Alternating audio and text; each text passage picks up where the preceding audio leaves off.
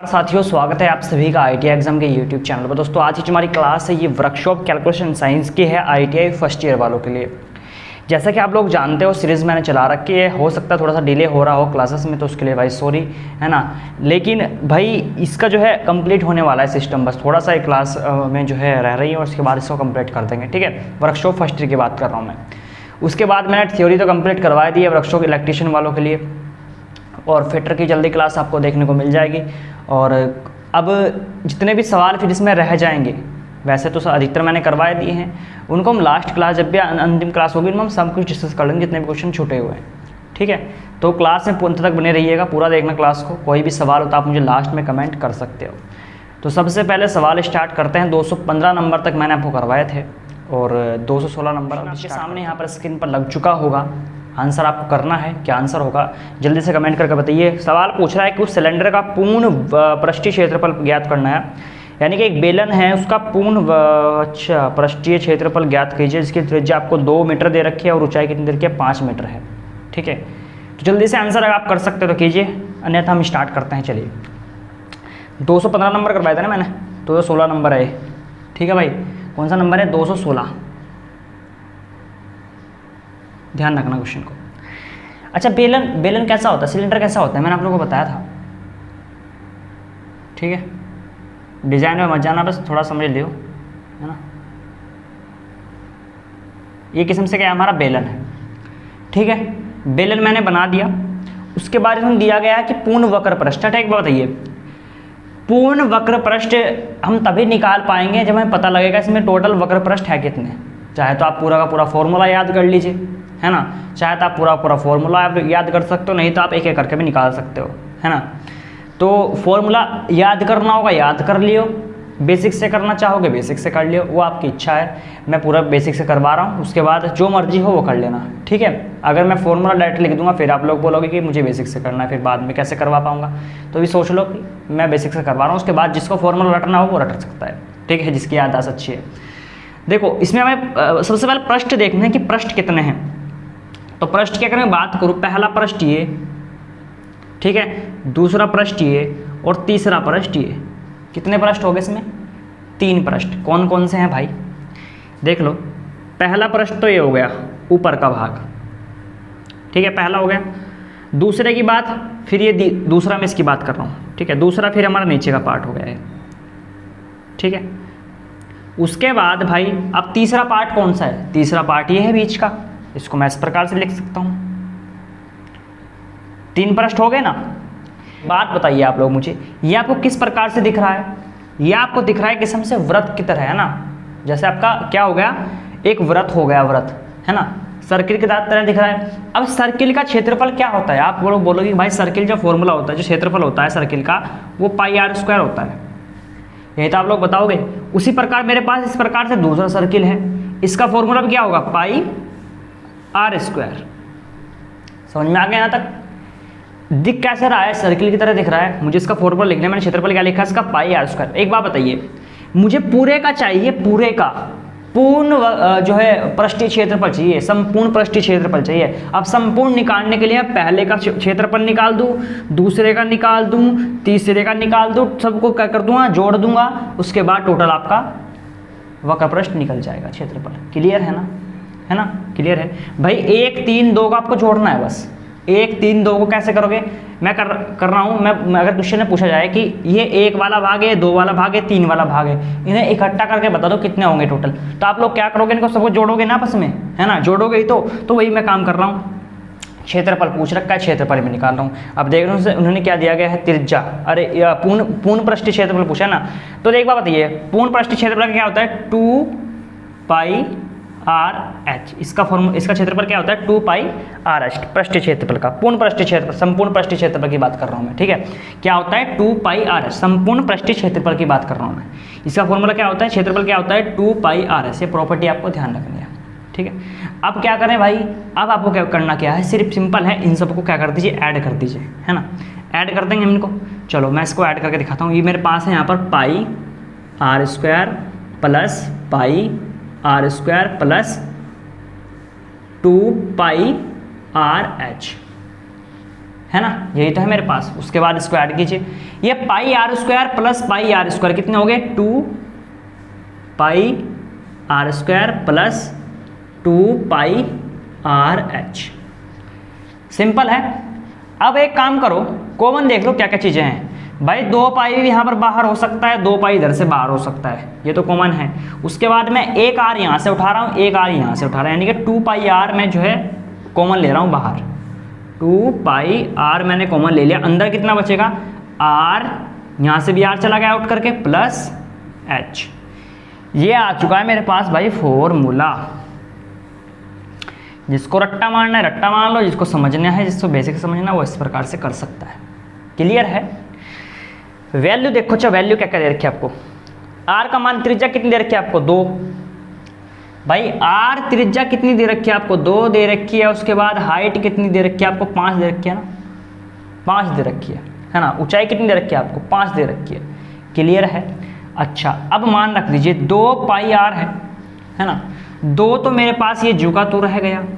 पाई का मान कितना रखोगे, पाई का मान रखना है 22/7। देखो सिचुएशन के हिसाब से रखना है भाई, सिचुएशन के हिसाब, जिस तरह से आपको अगर दिख रहा है कि आसान होने वाला है उस हिसाब से फिर आपको मान रखना है। अच्छा एक बार बताइए, चलो मैं आपके कहने पर 3.14 रखता हूँ यहाँ पर। पाई का मान मैंने रखा 3.14 रख दिया मैंने आपके कहने पर। आर का मान मैंने रख दिया 2 भाई, चलो मैंने 2 भी रख दिया। उसके बाद ये ब्रैकेट आ गया यहाँ पर, ब्रैकेट मैंने कर दिया। आर का मान कितना है भाई 2 है, बीच में क्या है भाई प्लस, फिर एच का मान कितना है 5 है। सिंपल है। उसके बाद भी मेरे पास 2 जुका तो है, भी बाद में करेंगे गुना। ये 3.14 जुका तो, गुना भी जुका तो, 2 भी जुका तो, 2 और 5 कितने हो गए, कितने हो गए भाई, गुना में कितने आ जाएंगे 7 आ जाएंगे। कितने होते हैं 2 और 5 7 आ गया मेरे पास यहाँ पर जोड़कर मैंने। क्लियर है, इतना समझ में आ गया। अब मेरे प्यारे भाइयों देखो यहाँ पर, अगर मैं इसको पॉइंटों से करने लगा तो थोड़ा सा बहुत ज़्यादा लेंथी होने वाला है। अगर मैं यहाँ पर 3.14 की जगह पाई का मान, भाई पाई के 2 ही तो मान हो सकते हैं। पाई का मान क्या होता है 22/7 होता है, और पाई का मान ही क्या होता है 3.14 होता है। यही तो होता है भाई, 2 ही तो मान होता है 22/7 3.14। तो मैं क्या काम करता हूँ, क्यों ना मैं यहाँ पर 22/7 रख दूँ पाई का मान, इस 3.14 को हटा दूँ। क्यों, क्योंकि जब मैं 22/7 रखूँगा तो बटे में कितना आ जाएगा 7 आ जाएगा, और 7 से 7 कट जाएगा। देखो कैसे, अब समझोगे आप। इसे ऐसे करने लगा तो बहुत लेंथी होगा। मैं क्या काम कर रहा हूँ, मैं पाई का मान जो मैंने यहाँ पर रखा है ना, ये 3.14 जो मैंने रख रखा है पाई का मान है ना, इसको मैं क्या कर रहा हूँ 3.14 ना रख करके मैं रख रहा हूँ 22/7 है ना। चलो इसको हटाओ यहाँ से। अब देखो बेसिक समझा रहा हूँ, बिल्कुल समझना ध्यान को। मैंने रख दिया 22/7। देखो कैसे आसान हो जाएगा, अब देखना कितना आसान हो जाएगा, बिल्कुल आसान है ना, एकदम आंसर आएगा। 22/7 मैंने यहाँ से मिनट होकर कर दिया। ये सिर्फ मैंने आपको समझाने के लिए करा है, जो 3.14 रखा। कभी आप सोच रहे हो फिर रखने इसको 22/7 रख लेते, तो मैंने आपको बताया है कि कैसे लेंथी हो सकता है। आपको सिचुएशन 3.14 भी रखना है, बताऊंगा कहाँ पर रखना है। 22/7 मैंने यहाँ पर भी रख दिया। अब बताओ, क्वेश्चन है जो सोल्व करने वाला होगा उसने सोल्व भी कर दिया होगा और आंसर भी उसका आ चुका होगा। बटे में क्या है 7 है, 7 से 7 कट जाएगा, क्योंकि 7 यहाँ पर किस में है गुना में है। 7 से 7 कट गया, 22 दूनी 44 दूनी 88 आंसर। लगा टाइम आपको, कई टाइम लगा। अब एक बात बताइए, अगर आप 3.14 इसमें रखते तो बहुत झंझट हो जाता, गुना पढ़नी पड़ती झंझट वाली है ना। तो ये कैसा है, डायरेक्ट आंसर आ गया आपका 88 है ना। आंसर में ऑप्शन देख लो ना अपने आप, कौन सा ऑप्शन है मैं चेक कर लेता हूँ। तो भाई आपको ना स्मार्ट वर्क से चलना है थोड़ा सा है ना, स्मार्ट वर्क यूज़ करना है। अब देखो हाँ बी ऑप्शन है, स्क्वायर मीटर में आ जाएगा इसका आंसर। अब एक बात बताइए, सवाल जो आ रहे हैं वो ऑब्जेक्टिव टाइप के आ रहे हैं है ना। वो टाइम चला गया कि वर्कशॉप के फिर ITM में सोल्व करना पड़ता है, फिर 10वीं 12वीं का है तो आपको पूरा सोल्व करना पड़ेगा सिस्टम है ना। अगर 3.1 रख के आपको सोल्व करना है, ऐसा कुछ नहीं है। स्मार्ट वर्क दिखानी है, आंसर आना चाहिए, कैसे लिया हो ठीक है। तो वो आपको चीज़ देखनी है। अगले सवाल की ओर बढ़ते हैं। अगला सवाल आपके स्क्रीन पर अभी लगाता हूँ। और देखो भाई, लास्ट में कोई भी सवाल होता है आप मुझे लास्ट में कमेंट कर सकते हो, ऐसा कुछ नहीं है, लास्ट में सवाल कमेंट करना। और डिले हो रहा है क्लास, इसके लिए सॉरी, थोड़ा सा लेट हो रहा है ना, लेकिन धीरे धीरे सब कुछ कंप्लीट हो जाएगा, टेंशन मत लियो। जल्दी आप लोगों के लिए फिटर की क्लासेस भी बेसिक से स्टार्ट हो जाएंगे और इलेक्ट्रिशियन की भी। हालांकि मैं नहीं होऊंगा, मैं नहीं करवाऊंगा, टीचर होंगे, तो कोई नहीं, जल्दी हो जाएगी, फिक्र मत करना। और हाँ भाई, ऑनलाइन टेस्ट कम लगा रहे हो तो टेस्ट लगाते रहो भाई, ठीक है। और जितनी पीडीएफ है, लड़के बोलते रहते हैं कि पीडीएफ बताइए भाई, पीडीएफ क्या कहाँ से कब से मिलेगी, कैसे मिलेगी। तो भाई पीडीएफ आपको जो है टेलीग्राम चैनल पर मिल जाएगी, टेलीग्राम का लिंक मैंने सब कुछ नीचे डिस्क्रिप्शन में दे रखा है। और देखो मेरी एक बात सुनना, जिसको बुकें चाहिए, लड़के बोल रहे हैं कि कौन सी बुकें लें, है ना, तो मैंने बुकों का भी लिंक मैंने नीचे डिस्क्रिप्शन में दे रखा है, कुछ अन्य ट्रेड का भी है ना, इलेक्ट्रिशियन फिटर और भी कई से ट्रेड है थ्योरी की, और जिसका आप लोग मांगोगे उसका भी दे देंगे। तो इसमें मैंने लिंक दे रखा है आपको, अमेज़ोन से अगर आप मंगवाना चाहो तो मंगवा सकते हो अपने घर पर ही। एनके पब्लिकेशन की है जिससे मैं यूज़ करता हूँ, ठीक है, जिसे मैं यूज़ करता हूँ वही है बुक है एनके पब्लिकेशन की। अगर कोई मंगवाना चाहे तो मंगवा सकते हैं, लिंक मैंने नीचे डिस्क्रिप्शन में दे रखा है, ठीक है। अगर आपके पास कोई आसपास शॉप है तो आप वहाँ से भी ले सकते हैं, लेकिन अगर आपको नहीं मिल रही है ITI की बुक्स तो आप लोग अमेज़ोन से घर पे मंगवा सकते हो, ठीक है, घर पे आ जाएंगे, कोई दिक्कत नहीं। नीचे मैंने लिंक दे रखा है डिस्क्रिप्शन बॉक्स में। चलो 17वां नंबर सवाल दिया गया है, दे रहा है सिलेंडर का घुमावदार सतह क्षेत्रफल ज्ञात करें जिसकी त्रिज्या 10 सेंटीमीटर एवं ऊंचाई 20 सेंटीमीटर है। अच्छा, घुमावदार सतह क्षेत्रफल क्या होता है? सवाल में दिया गया है 217 नंबर में। सवाल में पूछा क्या है, घुमावदार सतह का क्षेत्रफल पूछा है ना, घुमावदार सतह का क्षेत्रफल, यही तो पूछ रखा है आपसे, है ना, यही तो आपसे पूछा है इसमें। अब सुनो मेरी बात, ये पूछ रखा है मेरे पास कोई सिलेंडर है, ठीक है, ये इस प्रकार से मेरे पास कोई सिलेंडर आ गया, इसका जो ये वाला हिस्सा है ना, ये वाला जिसको मैं वक्र पृष्ठ बोल रहा था वही पूछा है। इसको क्या बोलते हैं, वक्र पृष्ठ भी बोल सकते हैं, पूर्ण वक्र पृष्ठ, है ना। ये जो ये भाई ये वाला पार्ट तो अलग निकल गया, चलो इसको भी हटा दो, इसको भी हटा दो, ये दो पार्ट निकल गए। ये जो बीच का हिस्सा है इसको क्या है, घुमावदार सतह है, यही है, ठीक है, इसी का क्षेत्रफल पूछा है ना। क्या पूछा है, इसी का क्षेत्रफल पूछा है। जैसे पूर्ण वक्र पृष्ठ का हमने निकाला था ना, पूर्ण वक्र पृष्ठ पीछे निकाला हमने, वही है ये, ठीक है भाई। पहला सामने निकाल, दूसरा, तीसरा, ये तीसरा हिस्सा है। सिर्फ पिछली बार किसने पूछा था, तीनों का पूछ लिया गया, तीनों का, पहले का, दूसरे का, तीसरे का। अब की बार सिर्फ इसका पूछा है खाली, है ना, बीच वाले का पूछा है। तो उसका मैंने क्षेत्रफल क्या बताया था आपको, मैंने बताया था आपको 2πr/h बताया था, यही तो बताया था इसका क्षेत्रफल। देखो इसमें दे रखा है त्रिज्या आपको कितनी दे रखी है, 10, लेकिन इंग्लिश में अगर पढ़ोगे तो उसने डाया दे रखा है ना। इसी चीज़ को इन्होंने त्रिज्या नहीं दी है, डाया दिया है, ठीक है, डाया है, मैंने व्यास दे रखा है आपको 10, है ना, व्यास कितना दे रखा है आपको, 10 दे रखा है, ठीक है। हिंदी में पढ़ोगे त्रिज्या दे रखी है 10 सेंटीमीटर, अगर इंग्लिश में पढ़ोगे डाया दे रखा है।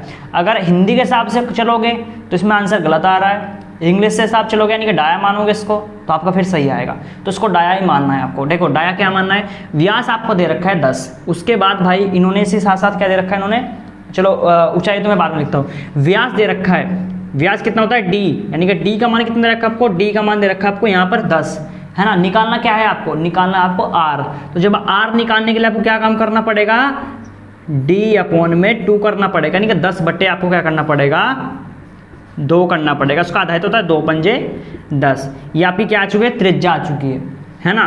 त्रिज्या क्या होती है, आधी होती है व्यास की, ठीक है, ध्यान रखना। उसके बाद h, ऊंचाई कितनी दे रखी है आपको, ऊंचाई दे रखी है आपको भाई यहाँ पर 20 सेंटीमीटर, ठीक है भाई, ऊंचाई आपको दे रखी है 20 सेंटीमीटर। r का मान दे दिया 5, वैल्यू रख दीजिए 16, आपका आंसर हो जाएगा। चलो देखते हैं, 2 आपका चुका तो अब देखो उस पर यहाँ क्या रखना है। अब आप लोग सोचोगे 22/7 रखे हैं 3.14, तो अब की बार हमें 3.14 रखना है। क्यों रखना है, देखो ट्विस्ट आएगा। मैं यहाँ पे रखता हूँ 22/7, चलो अब की बार 22/7 रख के देखता हूँ। 22/7 गुना में r का मान कितना रखा है आपको, r का मान दे रखा है 5, गुना में h का मान कितना रखा है आपको, h का मान दे रखा है 20। अब एक बार बताओ, ये मेरे पास बटे में कितना आ रहा है, नीचे 7 आ रहा है ना बटे में, है ना, बटे में क्या आ रहा है, 7 आ रहा है। थोड़ा सा बड़ा करके देता हूँ, ताकि आपको थोड़ी दिक्कत ना हो, है ना।